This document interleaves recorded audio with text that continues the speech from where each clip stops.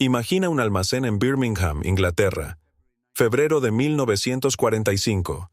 El edificio se extiende a lo largo de 3 campos de fútbol, y dentro, apiladas del suelo al techo como monumentos al caos, hay montañas de cartas, 17 millones de piezas de correo, algunas fechadas en 1943, otras de 1944. Cartas de amor de soldados, notificaciones de muerte, paquetes de Navidad que nunca llegaron, felicitaciones de cumpleaños con 2 años de retraso. Los servicios postales británico y estadounidense se habían rendido. El mando militar admitía la derrota. Este atasco se consideraba imposible de resolver. Y entonces, en una gélida mañana de febrero, 855 mujeres negras marcharon a través de las puertas de aquel almacén. Estoy a punto de contarte la historia del 6.888 Batallón Central de Directorio Postal, la única unidad del Cuerpo de Mujeres del Ejército compuesta completamente por mujeres negras que sirvió en el extranjero durante la Segunda Guerra Mundial. Lo que lograron en los siguientes 90 días desafía todas las suposiciones sobre lo que era posible. Pero esto es lo que hace que la historia sea verdaderamente perturbadora. Mientras trabajaban día y noche para conectar a los soldados blancos con sus familias, ellas mismas fueron segregadas, menospreciadas y borradas de la historia. Esta es la historia del 6.888, y es hora de que conozcas sus nombres. Déjame llevarte atrás para entender exactamente en qué se estaban metiendo estas mujeres. A principios de 1945, el sistema postal del teatro europeo se había derrumbado por completo. Piensa en lo que eso significa. Eres un soldado en una trinchera en Francia. No has tenido noticias de tu esposa en 8 meses. No sabes si tu hijo nació. No sabes si tu madre sobrevivió a su cirugía. No sabes si tu novia se comprometió con otro. Esa incertidumbre, esa tortura psicológica, estaba destruyendo la moral más rápido que las balas alemanas. Los números cuentan la historia. 17 millones de cartas acumuladas. Almacenes en Birmingham, Londres y Rouen, Francia, llenos de correspondencia imposible de entregar. El sistema estaba diseñado para manejar quizá 2 o 3 millones de cartas al mes, pero estaba recibiendo 8 millones. Pero aquí está lo que casi nadie menciona. No se trataba solo de incompetencia. El sistema postal militar estaba formado casi por completo por hombres blancos, abrumados, mal entrenados y en muchos casos, simplemente indiferentes. Llevaban 2 años intentándolo. Habían fracasado. Entonces llegó la mayor Charity Adams. Charity Adams Early tenía 26 años cuando asumió el mando del 688. Déjame pintarte un retrato de quién era. 1,63 metros de estatura, de voz suave, maestra de matemáticas de Carolina del Sur, graduada de la Universidad Wilberforce. El tipo de mujer que en la América de 1945 no debía comandar nada. Pero tenía algo que el ejército necesitaba desesperadamente. Resultados. La propuesta del ejército era simple e insultante. Despeja este retraso en 6 meses y lo consideraremos un éxito. 6 meses para 17 millones de cartas significaba procesar unas 95,000 por día, con 855 mujeres trabajando en almacenes dañados, infestados de ratas, sin calefacción, en un país extranjero y bajo condiciones de apagón porque los bombarderos alemanes aún amenazaban Inglaterra. La mayor Adams miró esos números, miró a sus mujeres y dijo, «Lo haremos en 90 días». Imagina las risas, la condescendencia. Debes entender el entorno en el que entraban. Estas mujeres estaban segregadas. No podían comer en los mismos comedores que las tropas blancas. Enfrentaban insultos raciales constantes.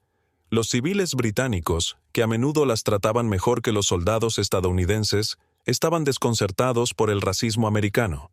Y aún así, la mayor Adams prometió lo imposible. Lo que ocurrió después fue una clase magistral de liderazgo, matemáticas y pura determinación. La mayor Adams entendía algo fundamental. Esto no era un problema de hombres, era un problema de datos. El reto no era solo clasificar cartas. Los soldados se movían constantemente. Las unidades eran reasignadas, los hombres eran heridos, trasladados, muertos. Una carta dirigida al soldado James Smith, 101ª División Aerotransportada, podía llegar cuando Smith ya estaba en un hospital en París, muerto en Omaha Beach o reasignado al Pacífico. Había 7 millones de soldados estadounidenses en Europa, cada uno moviéndose en un paisaje de guerra en constante cambio. Así que la mayor Adams diseñó un sistema, y debes entender cuán revolucionario fue.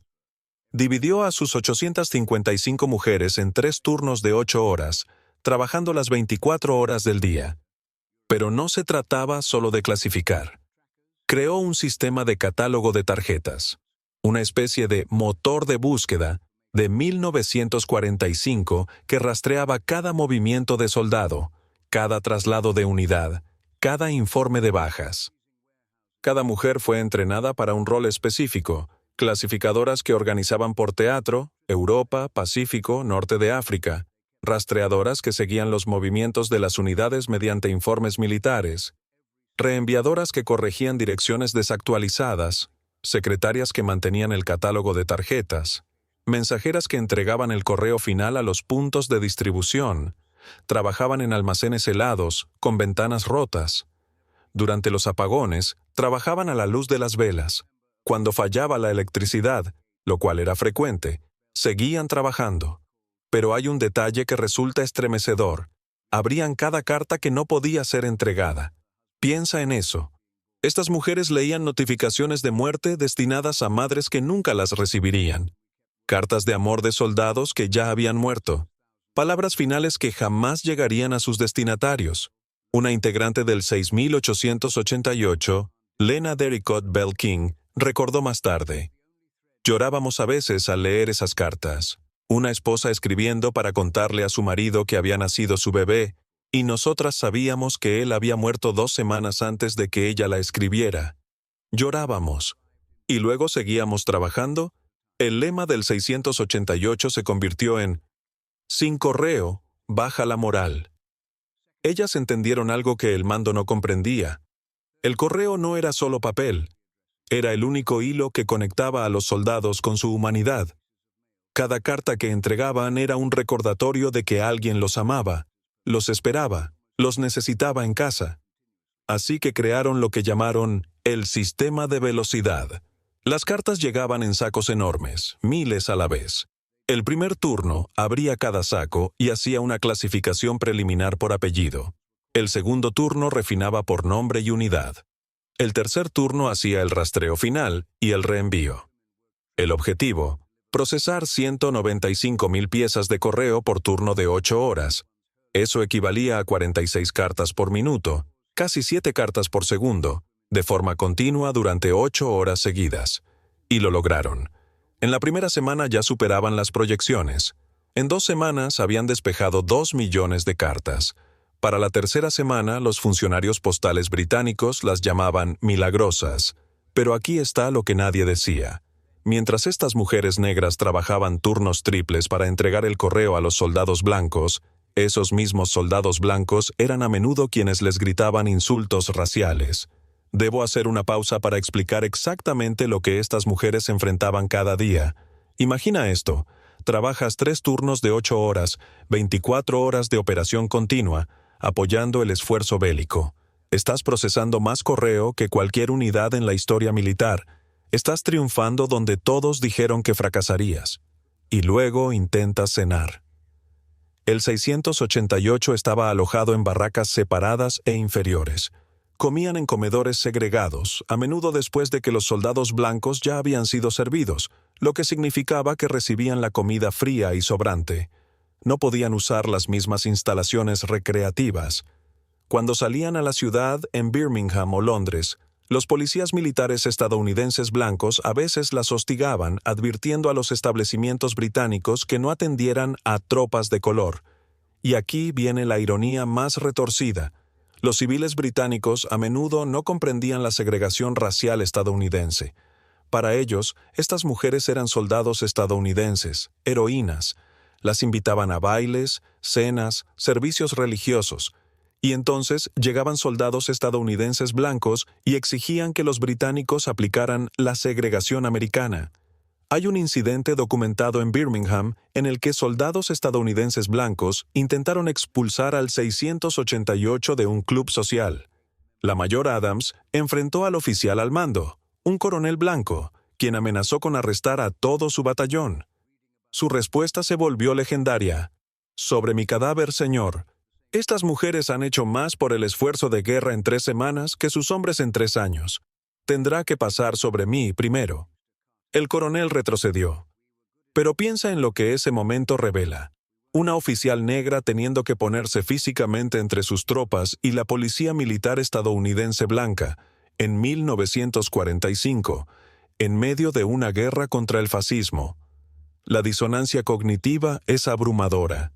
La soldado Mary Ragland, una de las integrantes del 6888, escribió más tarde en su diario: «Estamos clasificando cartas de amor de soldados blancos para sus esposas blancas, leyendo sobre sus sueños para después de la guerra.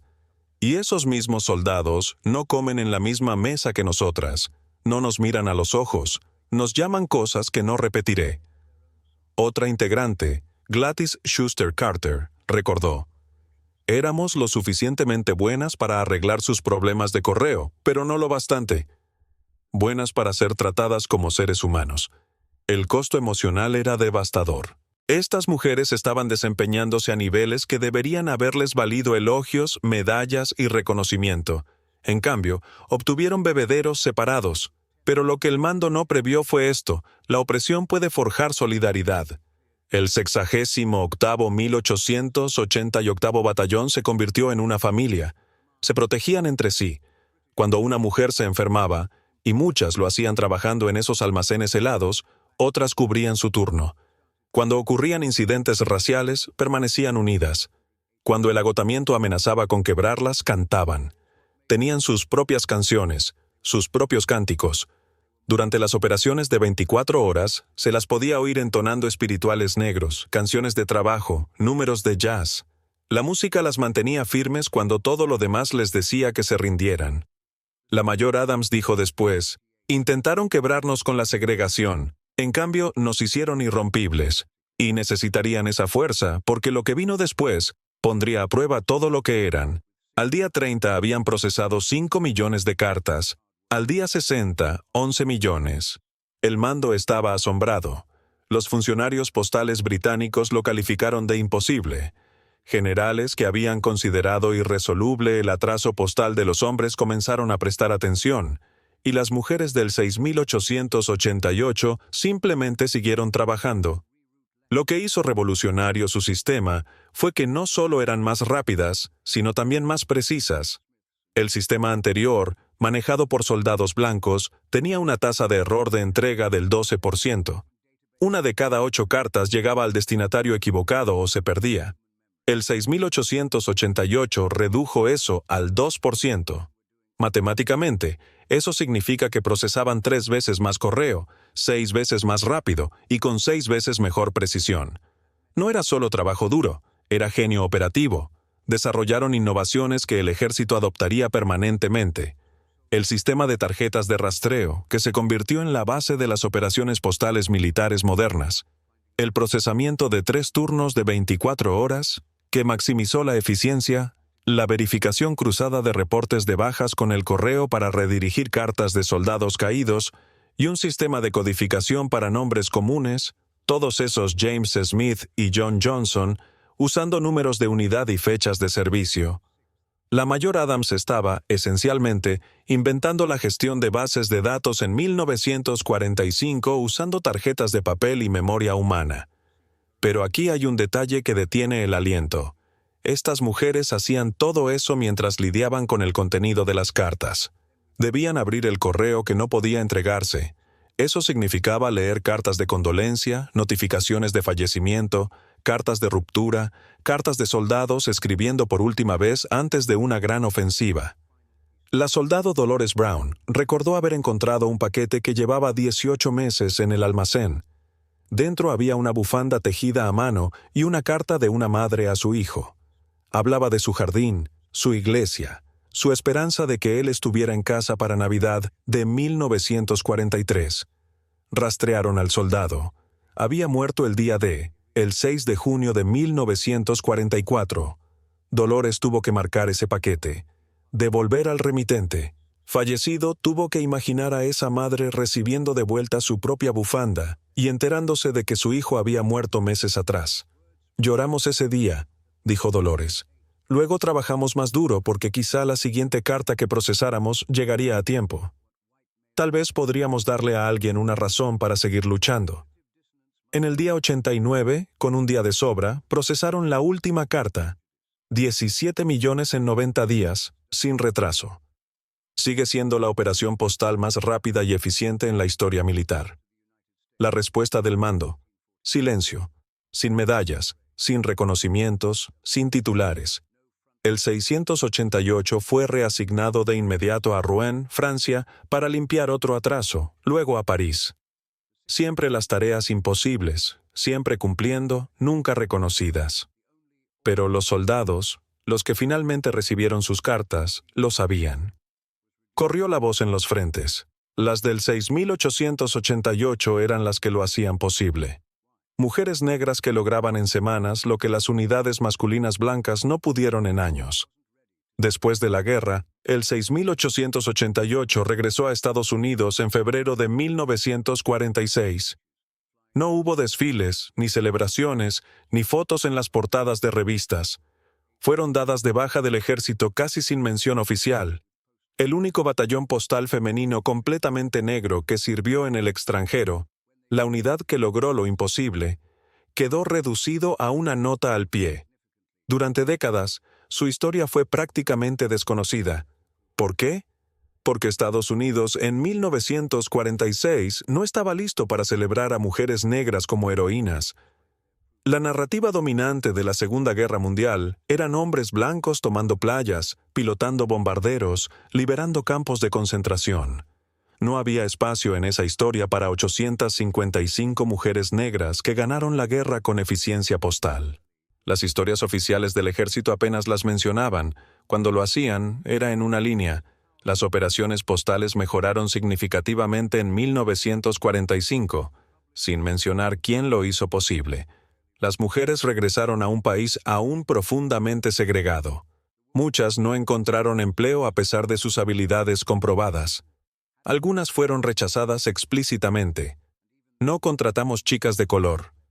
Otras enfrentaron la misma discriminación que habían dejado atrás, solo que ahora con registros militares que nadie valoraba. La mayor Charity Adams Early escribió sus memorias en 1989, One Woman's Army. Un relato poderoso y detallado del 6888, publicado por una pequeña editorial académica, apenas reseñado y pronto olvidado. Imagínalo. La mujer que comandó una de las operaciones militares más exitosas de la Segunda Guerra Mundial tuvo que luchar solo para que su historia se publicara. Y aún así, casi nadie la leyó. Durante casi 75 años, el 688.888 existió en un limbo histórico. Algunos artículos académicos, menciones ocasionales en publicaciones de historia negra, pero nada en la conciencia estadounidense general. Así es como luce el borrado, no con hogueras ni censura, sino con silencio, la lenta asfixia de una historia por indiferencia. En 2019, 74 años después de su hazaña, se erigió finalmente un monumento al 688.888 en Fort Leavenworth, Kansas. Para entonces, la mayoría ya había muerto. De las 855 integrantes, menos de 10 seguían vivas. Lena Dercott Bell King asistió a la ceremonia a los 97 años. Dijo: «Nunca pensé que vería este día». La mayoría de mis hermanas no lo vieron. En 2022, el Congreso otorgó la Medalla de Oro del Congreso, el más alto honor civil, al 688.808 Batallón Postal Central. Solo 3 miembros estaban vivos para recibirla. 3 de 855. El presidente Biden entregó la medalla en una ceremonia en la Casa Blanca. Dijo: «Trabajaron día y noche, procesaron 17 millones de cartas en 3 meses y conectaron familias con sus soldados durante los días más oscuros de la guerra. Y América las olvidó». Esa última frase es la que importa. América las olvidó. No por accidente, sino porque su historia complicaba la narrativa que queríamos contarnos. Una donde los héroes eran blancos y los demás solo personajes secundarios. Las mujeres del 6888 merecían más. Merecían desfiles en 1946, medallas, reconocimiento, portadas. Merecían ser recordadas no como una nota al pie, sino como las pioneras extraordinarias que fueron. En su lugar, obtuvieron 75 años de silencio. Y eso deja una pregunta inquietante. ¿Cuántas otras historias como esta existen? ¿Cuántas otras unidades, héroes, logros imposibles han sido borrados porque no encajaban en la narrativa? La historia del 6888 trata de mucho más que correo. Trata de la excelencia bajo la opresión, del logro a pesar del olvido, de mujeres que hicieron lo imposible mientras el mundo les decía que eran imposibles, de 855 mujeres negras que demostraron que el talento, la inteligencia y la determinación no tienen color de piel, sino carácter. Y también trata de cómo Estados Unidos las recompensó con segregación, silencio y olvido sistemático. Nos decimos que hemos cambiado, que ahora somos mejores, que vemos el mérito donde exista, pero la verdad incómoda es que el mismo patrón persiste. La excelencia de los grupos marginados sigue siendo muchas veces ignorada, no celebrada, convenientemente olvidada. Los nombres que llegan a los libros de historia siguen siendo, en su mayoría, blancos, hombres, privilegiados. El 6888 nos enseña que la historia no es solo lo que pasó, sino lo que decidimos recordar. Y lo que decidimos olvidar revela todo sobre quiénes somos. La mayor Charity Adams Early murió en 2002. Su obituario en The New York Times tenía 400 palabras y apenas mencionaba su servicio militar. Lena King murió en 2021 a los 99 años. La última sobreviviente del 6888 probablemente morirá pronto. Y entonces ya no quedará memoria viva de ellas.